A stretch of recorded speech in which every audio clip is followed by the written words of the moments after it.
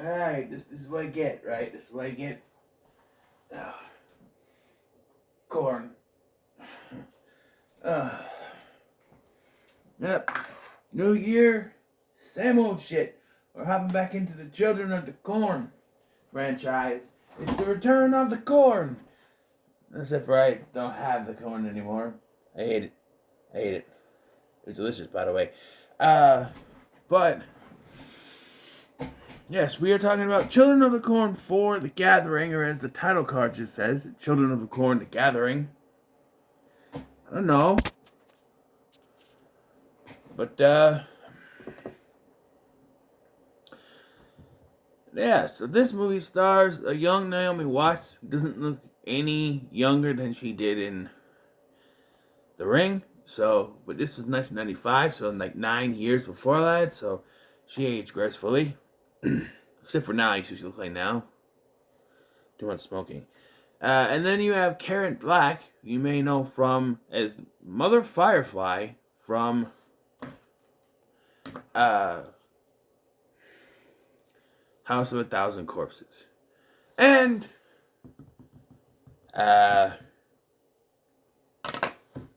Mark Salling from Glee. He was Puck. Puck was one of my favorite characters. I do not condone what the actor did. I will not discuss it here. But this is the only, nod to that. Mark Salling, what he did. And then he's no longer with us. Because of his own doing. We'll put it that way. The plot of this film sees Grace, played by Naomi Watts, coming back to Nebraska, not Gatlin, but somewhere else in Nebraska, to visit her mother, who's not doing very well. Her mother's played by Karen Black. And I'm just going to throw this out there. What the hell is with all these dream sequences? It feels like, I don't know, it is Dimension Films, but Hellraiser Inferno or Hellseeker, where it's just so many cutaways. This kid didn't really happen. Like, this film starts with this kid showing up at Grace's mom's house. June, her name is June. At June's house, and showing that he's hurt, and then some weird thing, he's got like a fever or something, and then it attacks her. Then she wakes up. And there's several dreams like that throughout the film. Even Grace has a couple of dreams like that of her sister attacking her. And so, yeah, she's coming home from college and to take care of her mother and her two siblings. One is the little girl from Margaret, I think his name is. This is the little girl from Dante's Peak. And then you have Mark Salling as the other one, James. Sweet baby James. But, this just doesn't feel kind of... that's better. So very, I like the interesting way they do this. Where the control of the kids is done through an illness. Like, all the kids in town get ill and then start to want to be called by different names. And it's not lost on me, the little kid named Scott now says his name is Zeke.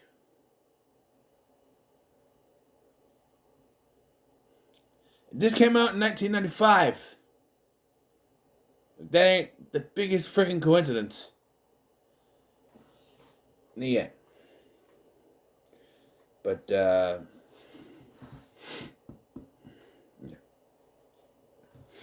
So that's what manifests. They don't ever speak of he who walks behind the rose. So I don't know what that is. There's a story of Josiah that's told to us late in the film, who was a boy who was abandoned by his mother, and he was like possessed by something, and he was burned, and his body corpse was thrown in a well, which can't be good for the water. But apparently mercury is his weakness. Yes. Like The Mummy in The Mummy 2017 with Tom Cruise, mercury is the weakness. Although,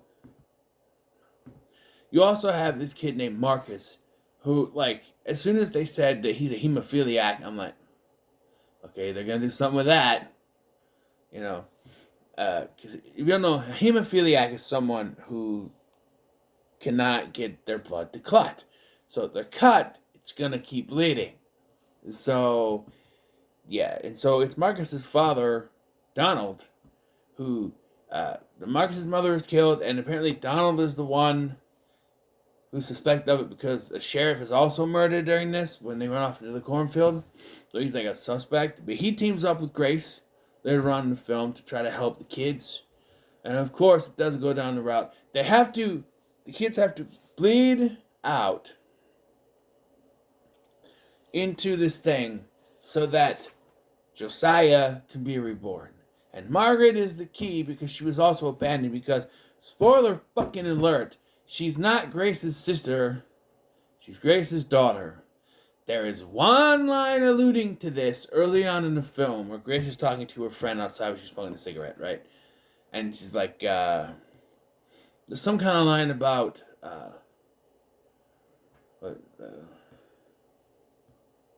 like she's been through something or something or other.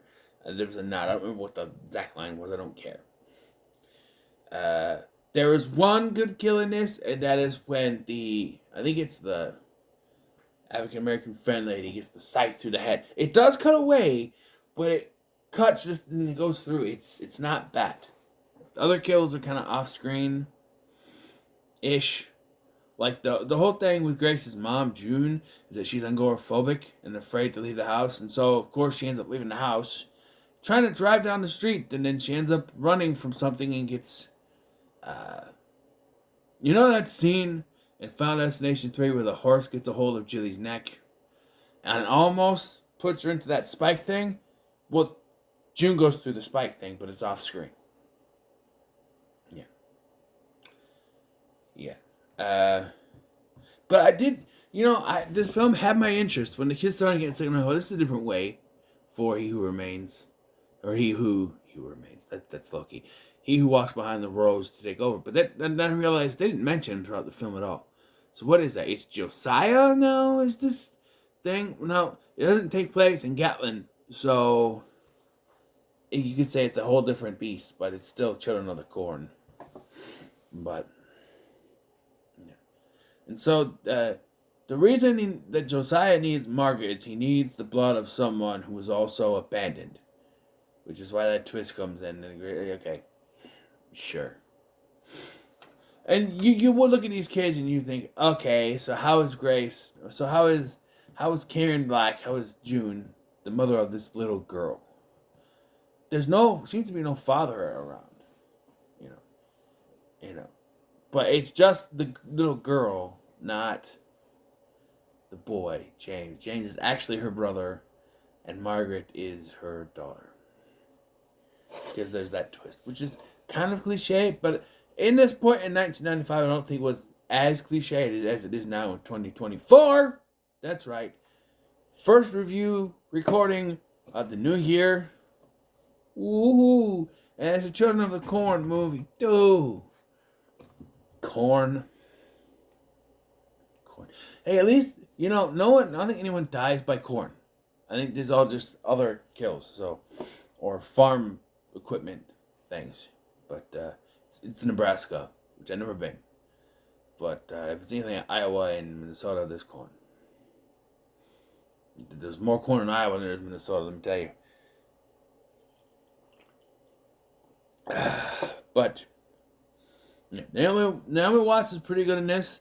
I was amazed that she did not delve into her Australian accent or British accent, whatever it is, when yelling. A lot of foreign actors and actresses, once they start yelling, they go out of their accent. Like Cary Elwes in Saw. When he starts yelling, "Sup, you bastard!" It becomes a British accent when he starts yelling because he can't control the way his accent goes. "I'll kill you, sup, you bastard!" He becomes British again, magically. And also, Lee Winnell in that movie also goes in and out of his Australian accent. But he does get better. Lee Winnell, not Cary Elwes, but he actually puts on his British accent more and more in, like, you look at Saw 3D. He is definitely doing his British accent. There's really no American accent there, but yeah, Naomi Watts did a pretty good job of keeping her accent in check. Hold on a minute. I had a timer to get my laundry in. I didn't want it to go off when I'm recording. So yeah, the kids were creepy. You know, like that first kid I showed, I'm like, something uneasy about him.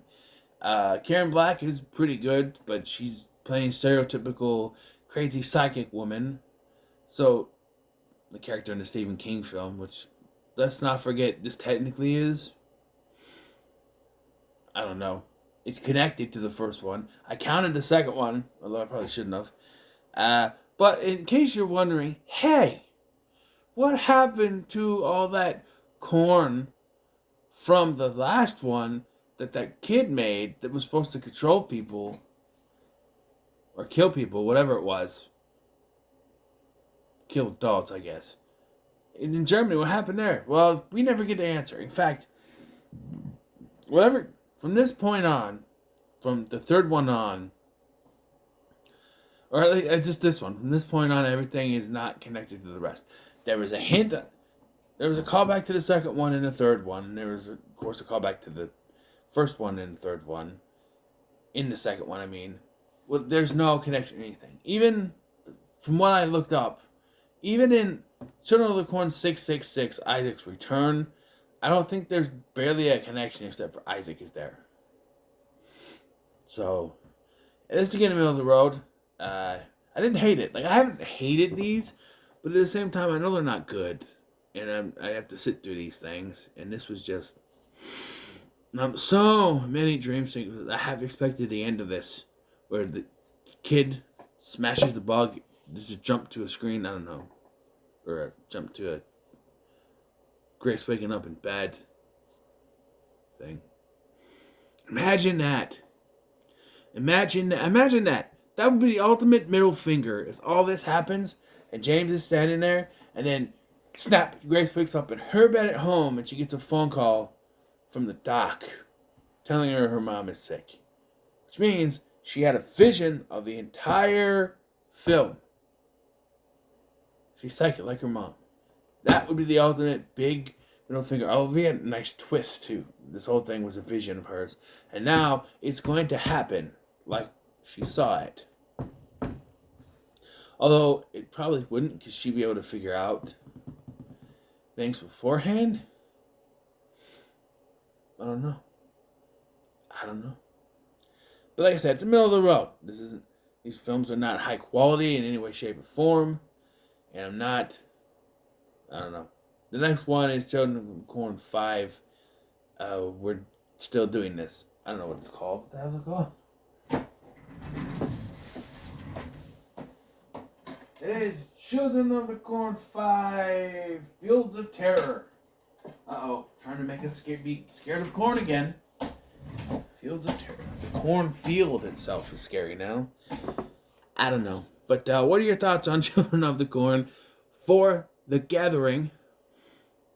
You hate people, but I love gatherings. Let me know in the comments below. Make sure to like, share, and subscribe. Thanks for watching. I've been Scotty, and I'll see you in the next one.